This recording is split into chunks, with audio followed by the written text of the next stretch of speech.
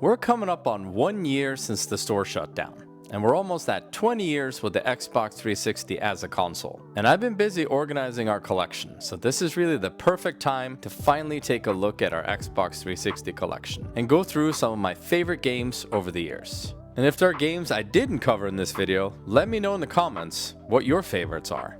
Next shelf here, and we're cracking on, and we're probably making good time here, or we probably are not, because I'm talking a lot about these games, but that's okay because 360 is awesome. All right, we have a couple of exclusives here, kind of a trilogy, but you know, we'll start with the remake, I guess, and that's Fable Anniversary. So I didn't actually play Fable on OG Xbox. I did play this one, though I haven't finished it yet. But yeah, this was the weird game where they tried the Xbox Smart Glass app on your phone. So if you know anything about that, you know there was an achievement attached to it. And I did grab that one before they shut off the app. And I think I still have an old phone that has the Smart Glass app on it. So it doesn't work though, of course, but yeah, it's still a good memory, but it was a terrible app. I don't know why they tried to do that, but you had to like sign into it and do something. I can't remember what the purpose of it was, but just kind of linking your phone with the game, and like I don't even think you could do anything with it. But anyway, this is Fable Anniversary, so just a remastered version of the OG Xbox. I think they added some extra stuff in here. I'm not 100% sure what it was, but maybe they refined the menus a little bit, updated the graphics, of course. But I mean, I'm enjoying this so far, though. Like I'm probably about halfway through with the game, but I keep getting sidetracked. I don't know why, but yeah, I'll have to get back to this one soon, especially now that I've grabbed that Smart Glass achievement. And of course we had everyone's favorite Fable, Fable 2. And this wasn't my first Fable, actually. And yeah, I can understand why this was people's favorite, and you know, really fun in co-op as well. And it wasn't my favorite Fable though, which yeah, again, I haven't heard anyone say that Fable 2 isn't their favorite Fable, but maybe Fable 1. Yeah, I got through this one, but maybe it's because people said that this was like the absolute best Fable, and maybe I just didn't like it as much, you know. So for no particular reason, but I don't know if I just didn't like the quests, and I didn't like all of that stuff as much. But I know that Fable games are very unique, of course, with the way they do the good and the bad, and you can choose. And so maybe the achievements ruined it a little bit for me here. Maybe I should have just played it normally without worrying about the different endings, because these games have a lot of missables, and again, that's probably my fault. But yeah, it wasn't my favorite Fable, but it was still a good game though. I still enjoyed it and played through it in co-op, like I said, and it was a great time. But I, oddly enough, played Fable 3 first. It was like a Games with Gold, I think. And I just decided to give this one a go. And I felt that even if the map, I think, was the biggest issue here, the map and the quest list was a little bit confusing, especially having to go back to the sanctuary or whatever and, you know, figure things out from there. But I actually recently played through this on Games with Windows Live, and I thoroughly enjoy this one. I think this one is more underrated than Fable 2 is overrated, really. So I think... yeah, I think this one is overlooked a little bit because I enjoyed it. I enjoyed the DLC. I enjoyed it in co-op, of course. And they have a lot of Xbox Live achievements in here. So definitely, if you're thinking about playing these games now, if you haven't yet, you know, consider knocking out those Xbox Live ones. And, you know, I'm not saying that Xbox is going to shut down Xbox Live, of course. But, you know, any kind of online services and stuff are very tricky. It's very tricky to know what's going to happen to them. So... but yeah, at least I enjoyed this game, and it was my first, so, you know, I worked my way backwards. I played 3, 2, and then 1, so there you go. So that's, nobody said you have to be traditional when it comes to your gaming. Okay, and then next one here, this was kind of one of those series that I felt like I had to get into, and unlike the other one that I hadn't covered in this video, I probably won't because I haven't played many of them. But I am going to talk about Fallout 3, and this is the Game of the Year edition, which includes all of the DLC. They had a couple of weird standalone physical releases for these. I think they did a couple of them on one disc, or like one physical release, and then they did the rest of them on a separate one, and they did a Game of the Year edition here. So definitely the way to go to get the Game of the Year, because the DLC is also great in this one, I feel. So you know, very different. I think there's one that I think is the Mothership Zeta. That is the out of space one, or it's like a weird abduction one or something. So could be misremembering that because it's a long time since I played Fallout 3, and I only played through it one time. But I love this game. I think it's still my favorite Fallout. I know a lot of people like the next one I'm gonna talk about here, but I was surprised by this one. Yeah, like I didn't expect to like Fallout 3, and I don't even know if this was recommended to me.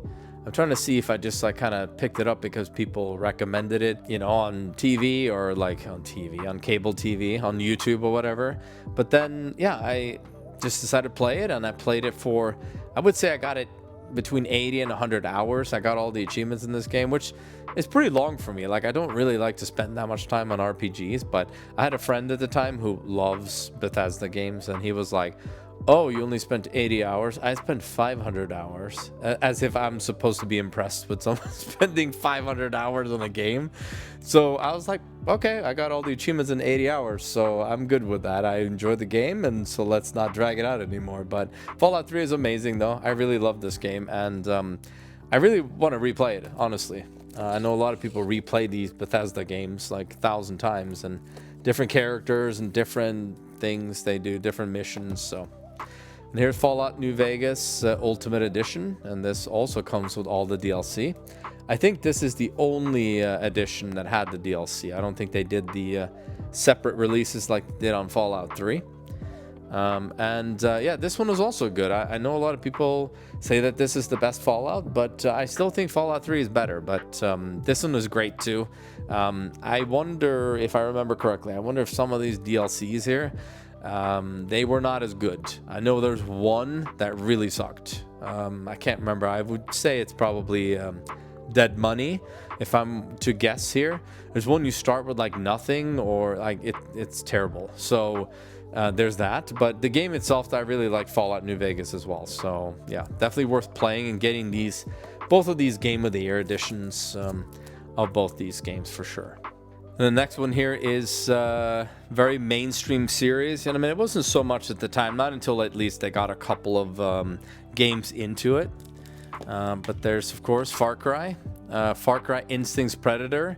And I don't know if I wanted to talk about this one because it's part of the series, but I actually haven't played this one yet. So this has a very grindy multiplayer, and it's on my list to play soon, but I don't know. It just doesn't entice me to play some of the older Far Cry because I played a little bit of Far Cry Classic, and yeah, it feels kind of dated at this point, but you know, that could just be me. But says there's 2 games in 1 here, so yeah, lucky us, we get 2 games in 1 on this one. But I'll play it at some point. But I hear that, you know, it can be pretty tough at times, I guess. And then we had Far Cry 2. And this was one of the early games that I bought. So I would go to GameStop and I bought like a handful of games, and then this was one of them.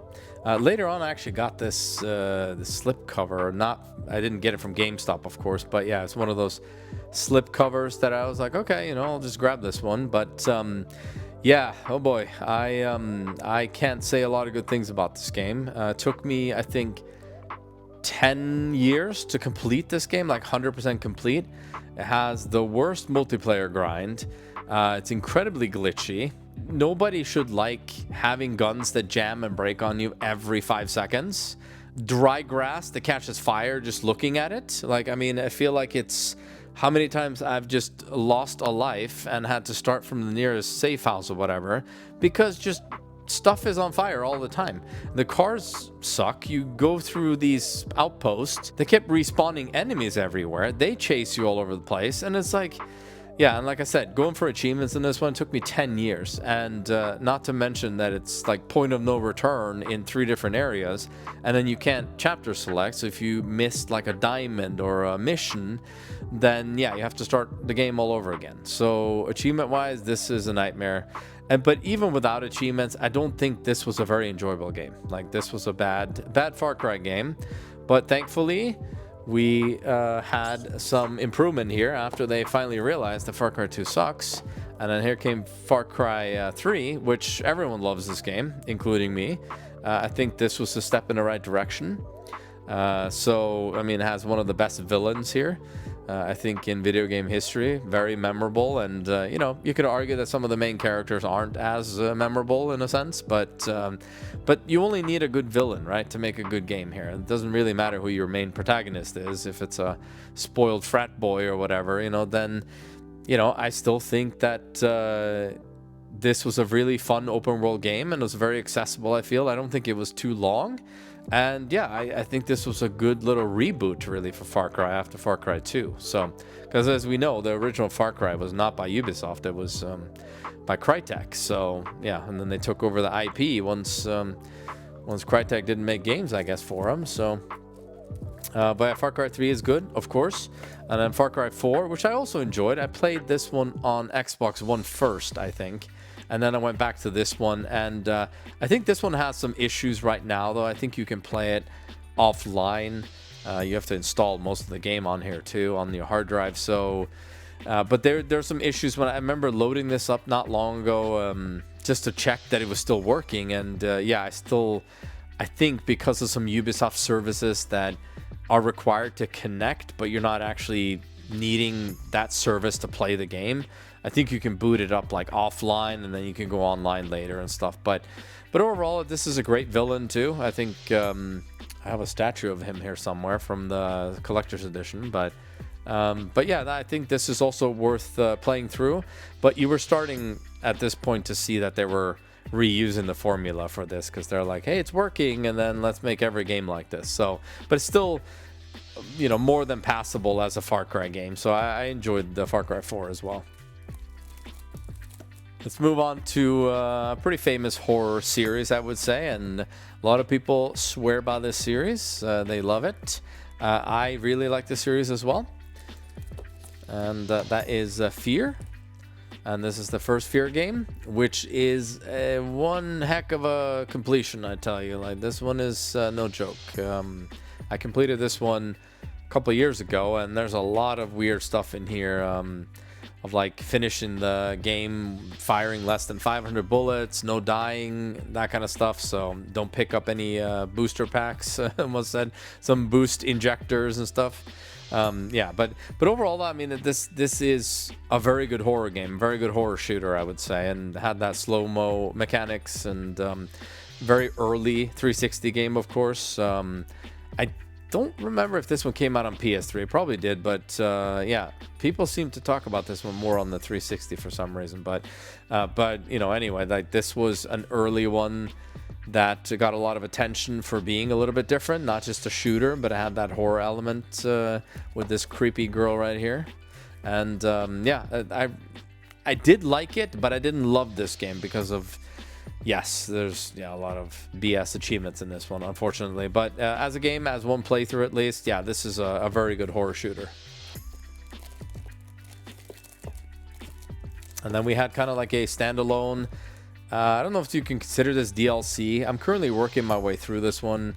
I've played at least one of the campaigns. But yeah, it's more of the same, really. This one might actually be harder than the first one to complete. And I don't know if I should take platinum. Like, when I say complete, I mean like 100% achievements. Because obviously Xbox doesn't have platinum, but it might be easier to say if we did have platinums. But yeah, this one is more of the same, like I said. And yeah, might be a little bit harder. But yeah, I'll get back to this one again soon. But very similar. And here is F.E.A.R 2, another one just like Far Cry 2, one of the longest multiplayer grinds to complete. And same thing, I think after like 10 years or so, I went back and finally completed this one.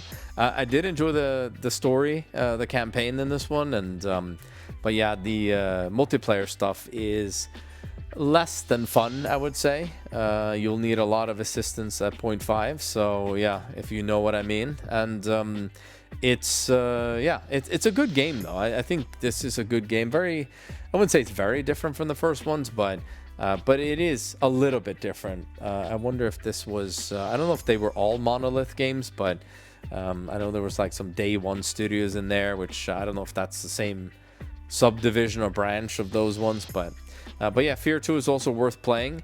And yeah, really good horror shooter, of course.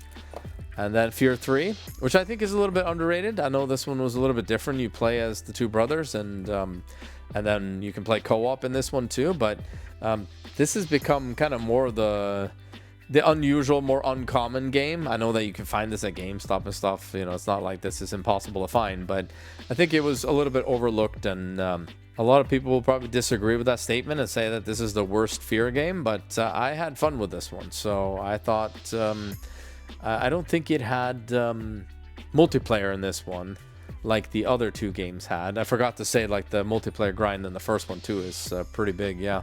But this one I think had maybe co-op horde mode or something, yeah. So it wasn't quite multiplayer that way, but yeah, still worth playing. All of these games I think are worth playing. I like the F.E.A.R games a lot. And now we're finally at one of the bigger exclusive series on the 360, and needs no introduction really. And this is Gears of War. Of course, now like Gears of War Reloaded is going to be released on other consoles, which is so weird when I'm holding this game, and such an iconic 360 game, and then now it's going to come out on PS5. Like, I still don't know how to feel about this. Like, I think that's, you know, if I were to be honest, it's kind of dumb. It's really dumb what they're doing right now. So like, it's, you know, I'm not going to go into the console wars because we don't really do that on this channel, but I just don't see the purpose. I'm glad that people get to play it, but you've had, what, 20 years to play Gears of War. So, like, you had to wait until you got a PS5 to play it? Like, that doesn't make any sense. So, and it's going to be like a remaster of the remaster from 2015. So, but, you know, here is the original at least, so, which everyone loves this one. I mean, still think it's one of my all-time favorite co-op shooters that I've played. And it also, like I will mention, it also has the right amount of jank to it as well, I will say. Like, it's not a perfect game by any means. There's some weird stuff in there, some glitchiness and stuff, but it's the uniqueness of it too. You know, it's just, you know, it kind of set the standard for the cover shooter. I know it wasn't technically the first cover shooter, but a lot of people try to imitate this game after it came out. Like, that's for sure. I played a lot of third-person shooters that try to be Gears, including Uncharted, and yeah, they didn't quite do it as well as this one. So, and not to mention, multiplayer was incredibly popular, and I wasn't that into the multiplayer. I liked playing it, but yeah, it's definitely hardcore to play the original Gears, Warzone, and yeah, it's just, yeah, you still find people, if you try to jump in a game now, you'll still find hardcore people playing Gears 1 still on the original hardware. Then here's my favorite Gears, Gears 2, Gears of War 2. We haven't quite gotten to Gears yet, so Gears of War 2. I love this one. This was my first Gears game, so I bought it in that batch of Alan Wake, Halo Reach, and Gears of War 2. And, you know, it's kind of like the first game that you play, and especially if it is a good game. So this one had a fantastic co-op campaign. I played a lot of Horde in this one, which was new, of course, to Gears of War 2. And even the multiplayer, like, it still wasn't like a huge fan of the multiplayer in this one, but if you know doing the multiplayer grind in all the Gears games, you know that it's like, it bonds people, you know, it brings people together in a weird way. You get new friendships you never thought you would have. And yeah, same goes for Gears 1, 2, 3, and probably even Judgment. But Gears 2 was unique with the online Horde, you know, co-op multiplayer. You know, it was really fun. And going from wave 1 to wave 50 with your best friends, you know, that's like a very, very unique feeling. And yeah, and you can do it like 30-40 times over, you know, with all the maps and stuff. So but yeah, Gears 2 is a classic, just like the first one. And let's ring dance sometime. And then we have Gears of War 3. This one, I've always said that I feel like this one might be the best one. It's not my favorite, but it might be the best Gears game. Like an overall package with the Horde. I played so much Horde in this one. Multiplayer too, actually. I probably played the most multiplayer in this one. And this one also had Beast mode, if I remember correctly, which I also played a ton of it. Because it had like the Onyx medals. So like if you wanted to work on Onyx medals and everything, then yeah, it was definitely a grind. This seriously 3.0 in this one is no joke. I am like halfway through with it, and I don't know if I'm going to go through with it. It's one of those very, very grindy achievements. Probably one of the most grindy. It's not that difficult, but it's just very grindy. But it's always been on my list, and I don't know. Like the years go by, and I still haven't done it, so we'll see. But I've done everything else, and this one is a lot of fun in 4-player co-op as well, and playing arcade mode. This is probably the complete package, honestly. So yeah, Gears 3 is great game. And then we have the redheaded stepchild. Sorry to all the redheads out there. This is Gears of War Judgment. So yeah, hidden gem? No, it's not. This is not a hidden gem. Is it a good game though? It's pretty good, I will say. It's very different from the other Gears games, and I played this one when it came out. Thankfully, I got all the achievements because they did shut down some achievements there. It was like the event, and it was already broken when I played it, so I don't know if People Can Fly knew how to do the events like they did in 3, but yeah, it was an interesting experience to play Gears Judgment because it had more of an arcade style campaign. It had the declassified missions and different things you had to do, different weapons, which you saw in later Gears games like Gears 4 and 5. So I wouldn't say this is a bad game, of course, but if this was your first Gears, same thing I've said previously here too with Assassin's Creed and stuff, it seems like there's one generation that played these games first, and it's like instantly their favorite, which makes sense. But obviously they're not going to be the best games in the series, but it's still worth playing as part of the series, I would say. The online component of this is like red versus blue, like Halo. So it's not Locust against the Cogs, it's more like the Halo style with human versus human. So that was different. Controls were different in this one too, and you had Overrun was kind of the horde mode. I don't think they had horde in this one. That was kind of the horde mode. So, they mixed up things a little bit, but it's still a fun game. So, give it a try if you haven't played Gears of War Judgment, but it's not a hidden gem. More famous series here, famous games. Grand Theft Auto 4 seems like everyone's favorite. I didn't play this one at launch, but I know this one was incredibly popular, still popular to this day. I'm still working my way through the campaign, sadly enough. I haven't really gotten into this one. I did a bunch of the multiplayer, and I did the some of the co-op missions in this one just for the achievements and stuff, and that was pretty tough. I mean, that is hopefully that's not a sign of things to come for the rest of the game, but I know there's a lot of collectibles and stuff in this. There's like pigeons and whatever, but yeah, from what I played so far, I mean, I like this, but I can't say that I'm like the hardcore GTA 4 fan that everyone else is, because I haven't fully played it, but hopefully someday I can give my little take on it too once I've played through it all the way.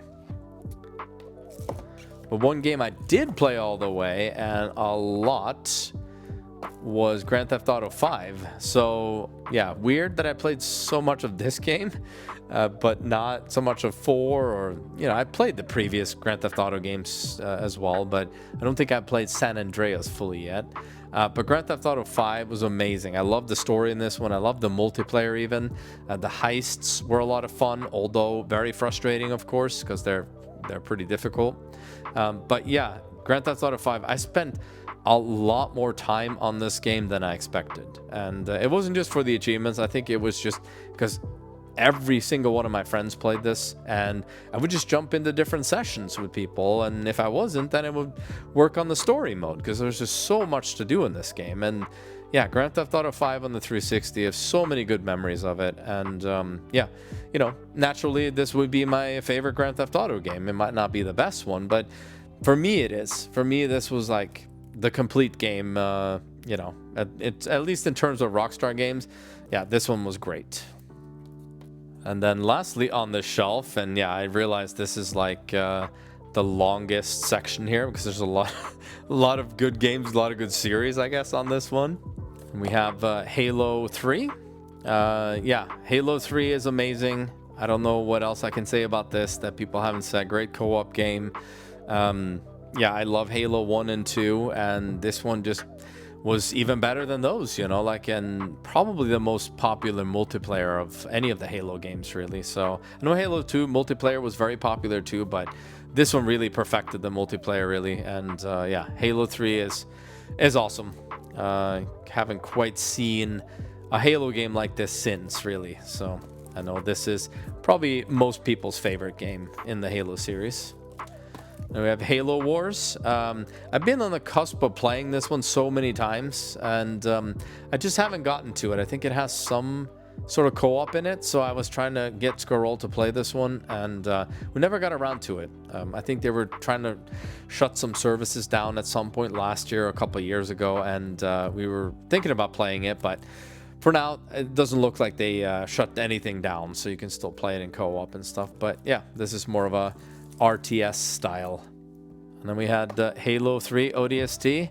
Kind of same thing as the previous one. I don't know why I avoided ODST for so long, but yeah, I haven't played this one. I was surprised. I, for some reason, thought I had, but I have not played ODST yet. So, but definitely one that is very high up on my list, and maybe I can convince Squirrel to play this in co-op. Who knows? I don't think she's played any Halo games, actually, so.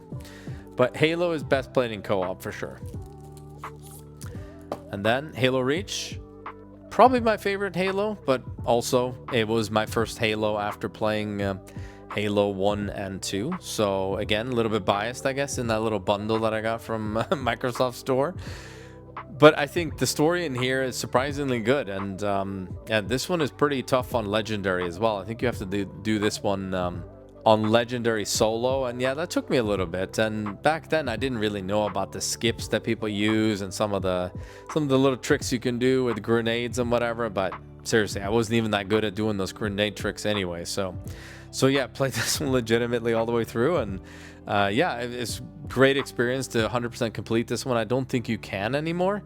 Same thing with Halo 3. I think they shut down all the multiplayer here, but of course you can play multiplayer on newer systems and the Halo Master Chief Collection. So, but that's sad though. This was the OG, so you know, this is where the multiplayer was at its peak. You know, it's yeah, good memories of this. And Firefight was so much fun. I loved Firefight in Halo Reach.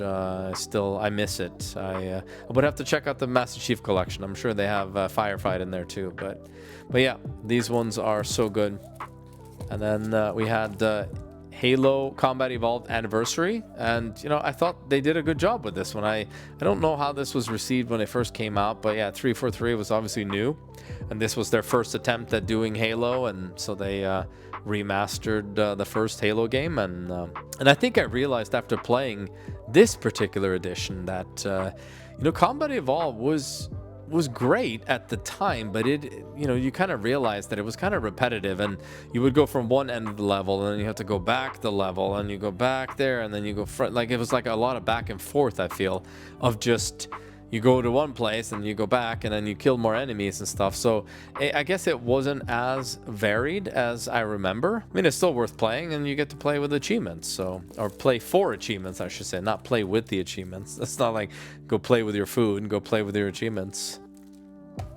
And here's Halo 4. I also enjoyed Halo 4 as much as I like the older ones that didn't have sprinting. I know Halo Reach had like a power-up that you could do sprinting temporarily, but this is more of a Call of Duty style Halo, because this, again, different company, not Bungie.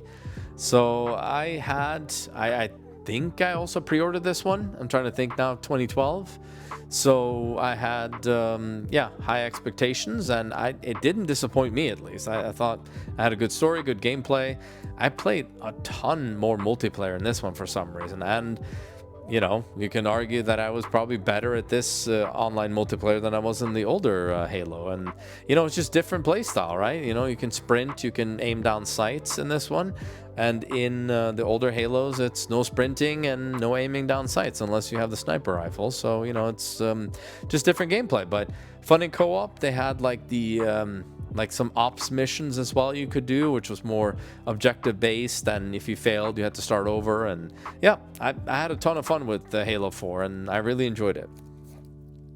And we're not quite done yet on this shelf, which is going to be probably the longest segment here, but that's okay.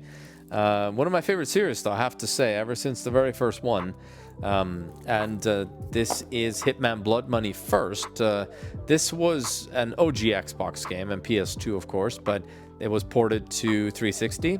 And I think there's something weird with this version right here. I think you have to play this one with those old cables. I can't remember what they're called, the RGB cables or VGA or something like that, like the 3-colored cables. So you can't play this one, I think, with HDMI. This is a great game though. Like, this is a fantastic Hitman game, and probably one of the best in my opinion. So many memorable and replayable levels, just like every Hitman game, but this one is a special game to me. I love Hitman Blood Money. It's such a good game. And then we had Hitman Absolution, another great game, very different than Blood Money, of course, and I think I featured this one in another video I did, like the 9 out of 10. Definitely is up there in one of my favorite Hitman games, one of my favorite games on this console as well. And it really set the standard for the Hitman games that we've seen in recent years with Hitman World of Assassination. This was kind of the start of that, or the kind of reboot for Hitman. So yeah, Hitman Absolution is great.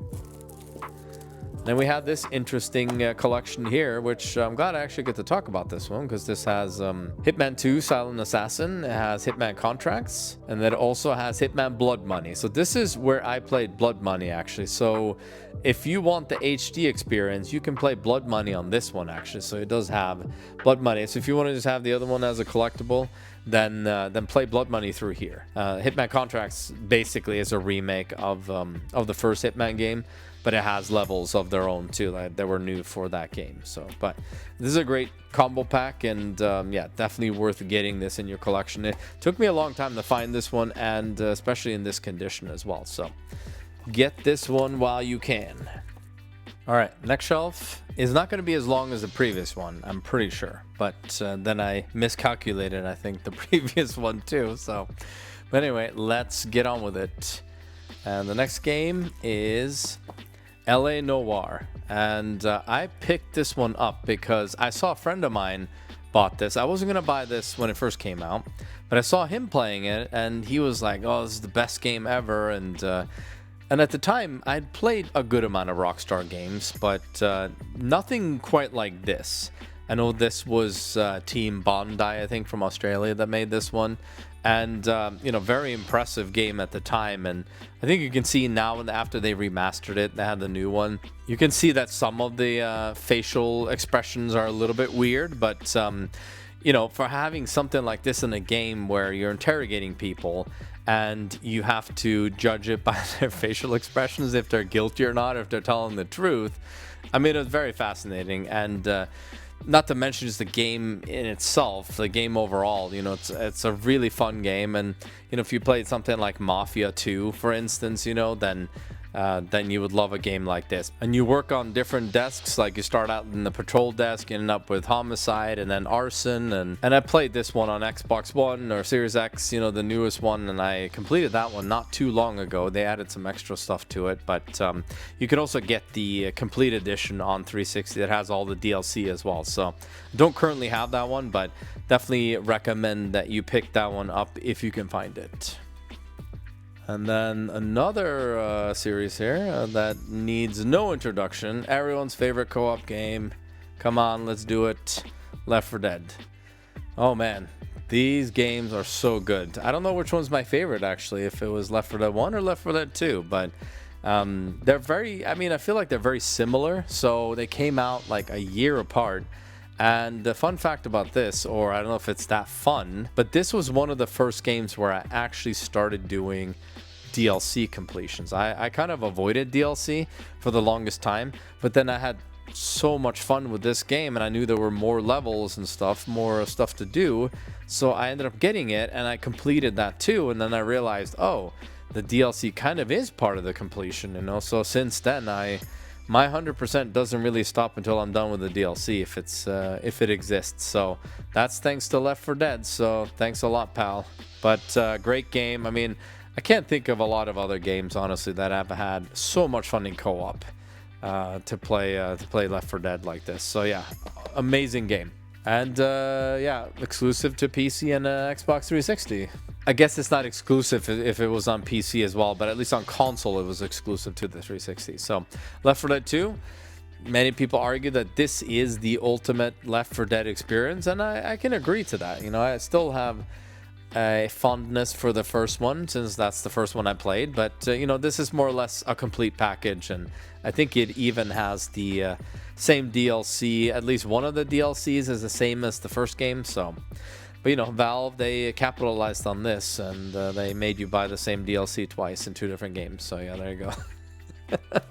But great game as well. Great co-op game, zombie shooter, first-person shooter. If you haven't heard of Left 4 Dead, then yes, get this, play it. Squirrel's never played these, so we'll see if I'll ever get her to play these with me. So I haven't played them in many years, actually. So I'm sure I will forget a lot of it too. But the random stuff that goes on in this game is crazy. And we had Mass Effect, of course. This was an exclusive, the first game at least, on 360. And a lot of people's favorite. I have had a very hard time getting into this one, and I think it's because I played the newer ones first, and then I went back to this, and the controls are kind of clunky. Yeah, it's not my favorite, and I know the story is going to be great and all that stuff, but I've had a very hard time getting into this one. But I wonder if I just need to jump to the Legendary Edition, and at least the controls would be similar to what the newer ones are, at least from what I've heard, and the graphics will be a little bit better. But yeah, it's a shame. It's kind of like one of those things where you play the newer ones, controls are tight, everything is great, and you go back to an older game, it just doesn't have that same literal effect on you. So yeah, but you know, we'll see. I started it though, but I haven't gotten very far into it. But this game, though, this is probably in at least my top 10 games on the 360 by far. I played this one first, again, same story as before. This came out around the time where I bought my 360, and this was one of the games that they were on sale, or you know, the typical GameStop buy it new, but it was still open. It had like the sticker on the side here. I'm like, oh, that's cool. This is what a new game looks like. But obviously it wasn't new, but like, you know, I still bought it because it was a good price, and I completed this one, and yeah, really fantastic game. And I don't typically play games like this, you know, but I was due to this game. Yeah, fan of Mass Effect for sure. So yeah, love Mass Effect 2. And then I moved on to Mass Effect 3 years later, and yeah, No, I have not finished this one yet. So I'm further along in this one, though, than I am in Mass Effect 1. But yeah, I have not finished it. So I'm just trying to figure out if I should finish Mass Effect 1 first, or if I should go to this one and finish it. Because I do enjoy this one. I think this one is a great game. But yeah, I think I'm stuck somewhere in between of like trying to play the story in succession rather than all this disjointed stuff that I'm doing with this series. So I'm not doing it any favors, that's for sure. So but yeah, Mass Effect 3 is also great. So yeah, I just gotta focus and just start somewhere and just finish this series, because it's like, you know, yeah, what else can I do? And then more Rockstar here, Max Payne 3. This one was a game that I bought when it came out. I played it, loved it. Still one of my favorite third-person shooters on 360.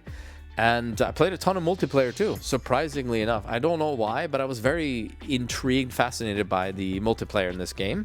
And lots of people played it.